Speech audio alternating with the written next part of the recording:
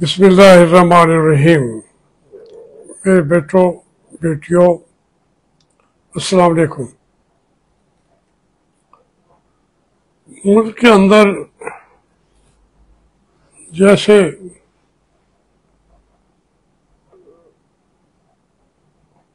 इन हाकिमों ने पाकिस्तान बना दिया है, वो तो बज़ाहिर चलने वाला पाकिस्तान नहीं है। दुनिया का कोई मुल्क नहीं चल सकता जिस तरीके के ये फैसले कर रहे हैं। अब देखिए, ये तो एक मुतीउल्लाह जान जो है एक बड़ा निडर साफी है। उसके ऊपर ड्रग्स का 1 साल पहले FIR दर्ज की। अब उसके खिलाफ ट्रायल शुरू कर रहे हैं। कई बार आपने उसे पकड़ा,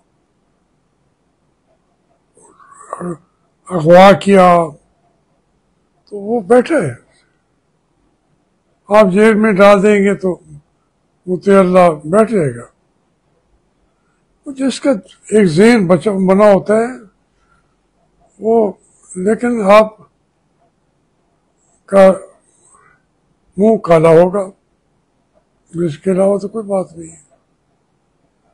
इसी तरीके से जो सुप्रीम कोर्ट का मुंह काला किया है हकम शेख ने कि क्या मार्कतुल आरा, वो आर्गूमेंट से ओरिएटरी थी। दीन, कुरान, दुनिया सारे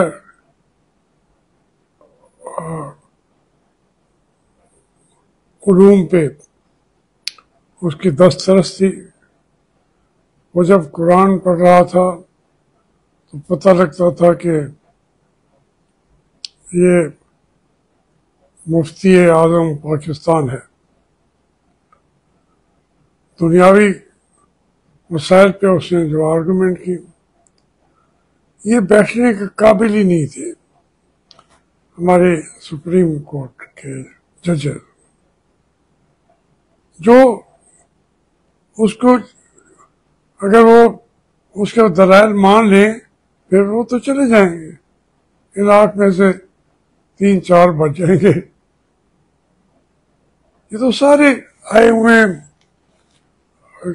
एक मौका मिल गया है। अब 25-28 लाख महीने की तनख्वाह है, प्रोटोकॉल है, 6-7 गाड़ियाँ पीछे हैं, 6-7 आगे हैं। वो क्यों मानेंगे? पाकिस्तान के कानून को क्यों मानेंगे? आइन को क्यों मानेंगे? लालची लोग हैं, बैठे हुए हैं। बहरहाल हर आदमी अपने वक्त के मुताबिक रोल अदा कर रहा है। हकम शेख ने भी, मैं शाबाश देता हूँ उसको, हमेशा मेरे साथ रहा है। हर मरहले पे वो मेरे साथ खड़ा होता था। मैं तो ये भी कहता था कि मेरी जो सियासत या स्ट्रगल है वो भी हकम शेख का उसमें हिस्सा है, बल्कि 9 हिस्से में उसको हमेशा मैं समझता हूँ कि हकम शेख के हैं, मैं तो एक हिस्सा हूँ, दूसरा। और अल्लाह ताला उसको खुश रखे। अब देखिए, जो मैं दूसरी बात कर रहा था कि ये पाकिस्तान इस तरीके के लायक नहीं था, इस तरीके के हाकिमों के लायक नहीं था जो صرف اپنی اقتدار کے لیے پاکستان کو لوٹنے پاٹنے کے لیے آ جاتے ہیں، کھاتے ہیں پیتے ہیں اور پھر چلے جاتے ہیں. اس ملک کو وہ وہی کھڑا ہوتا ہے. اور دیکھیے ملک کیسا ہے. آج جو وہاں امریکہ کے جریدے نے کل لکھا کہ برطانیہ کے ملک سے دو بڑے ملک ہوں، اتنا حصہ جو ہے پاکستان میں وہ معدنیات سے بھرا پڑا ہے.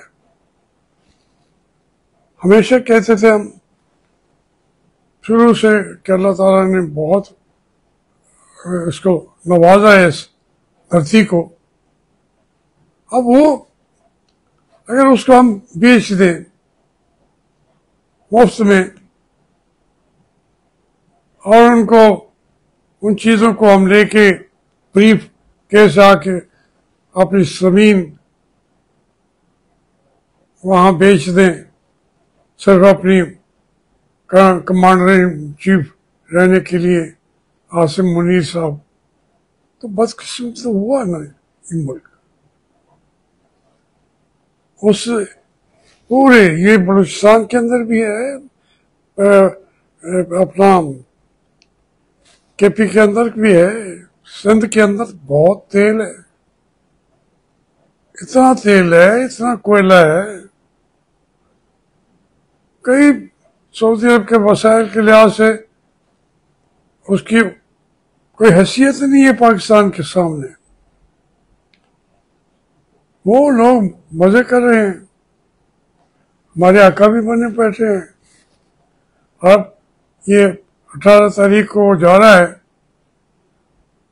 سلمان، تو وہ امریکہ نے کہا ہے، ٹرمپ نے تو کہا ہے کہ وہ چاہتے ہیں کہ ہم ان کو معاہدہ کریں، دفاعی معاہدہ. ایک پاکستان سے ان کا معاہدہ ہے، ایک وہ ان سے جا کے کریں گے. اب جب ہم نے سعودی عرب سے کر دیا تو ہمارے ایٹمی اثاثوں پہ بھی ان کی پہنچ ہو گئی. پھر وہ امریکہ کے ساتھ معاہدہ کریں گے تو یہ معلومات پہنچنے کا ایک وسیلہ ہوگا سعودی عرب. پہلے ہی وہ تو اسرائیل کو تسلیم کرنا چاہتے ہیں.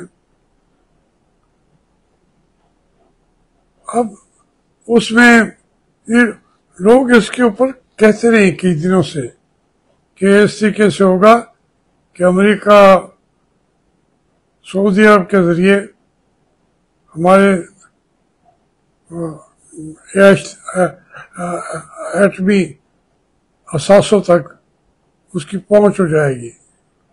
وہ کئی راستے چل کے آتا ہے امریکہ، کئی طریقے، کئی ذریعے وہاں تک وہ پہنچنے کی جو تگ و دو ہے کامیاب ابھی تک تو نہیں ہوئے گی. لیکن ہم تو اگر ہم دباؤ دے کے ہمیں کہے ہم تو سارا کچھ اس کے جھولی میں ڈال کے آ جاتے ہیں. پاکستان کے لوگ دیکھیے اتنے وسائل جتنا آپ جھوٹ بول لیں پھر بھی وسائل اس سے زیادہ پاکستان کے پاس، اور یہ قوم بھوکی بیٹھی ہوئی ہے. آدھی سے زیادہ تو وہ ہم پاورٹی لائن سے نیچے گزارا کر رہے ہیں، ڈالروں کے لیے ترس رہے ہیں. اتنے وسائل رکھنے کے باوجود وجہ یہی ہے کہ یہاں چونکہ فوجی حکومتیں آتی ہیں، لمبی عرصے کی پالیسیاں وہ بناتی ہیں اس ملک کے لیے، اور کہتے ہیں ہم عقل کل ہیں. جب ہم آ گئے آپ دیکھیں ہمارے وہ عاصم منیر صاحب کو، وہ تو پتہ لگتا ہے کہ بھئی یہ تو